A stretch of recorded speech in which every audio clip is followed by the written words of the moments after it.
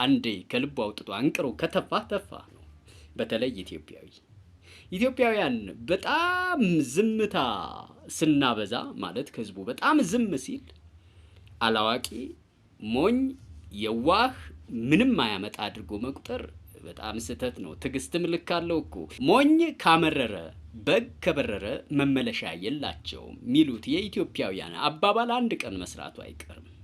የአመክንዮና ስነ አመክንዮ እውቀት የሌለው ሰውና ሞራልና መርህ የሚባሉ ነገሮች በጊዜያዊ ፍላጎትና በስሜት የተዋጡበት ሰው ስለሚናገረው ነገር ቅንጣት ያህል ማስተዋል የለውም። ሰው ምን ይለኛል ማለትን ስትረሳ እውነት እና በቃል ስለመገኘት ማሰብ ስታቆም ምትቀደደው ቀደዳ አንዳንዴ መልሶ ለማዋጥ ያስቸግራል። ከሰሞኑ ምን አይነት ቀደዳ ሰማሁ? በኢትዮጵያ ውስጥ የተረጅነት ቁጥር ከ27 ሚሊዮን ወደ 3 ሚሊዮን ዝቅ ብሏል የሚል በጣም አስቂኝ የሆነ ነገር። ተውት፣ ሁሉንም ተውትና ኢትዮጵያ ውስጥ የመንግስት ሰራተኛው ቁጥር ብቻ ምን ያህል የሚሆን ይመስላችኋል?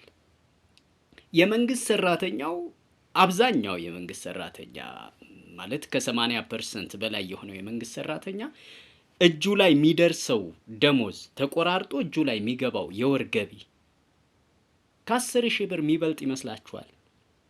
በዚህ ሰዓት ኢትዮጵያ ውስጥ 10,000 ብር የወር ገቢ ኖሮት ቤተሰብ አስተዳድሮ መኖር ምን ያህል ፈታኝና ከባድ እንደሆነ ሁላችንም እናውቀዋለን።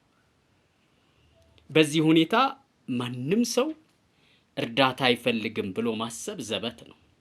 ስለዚህ ዝም ብለን ሌላውን ትተን የመንግስት ሰራተኛውን ብቻ ብንወስደው ከ3 ሚሊዮን በላይ ተረጃለን።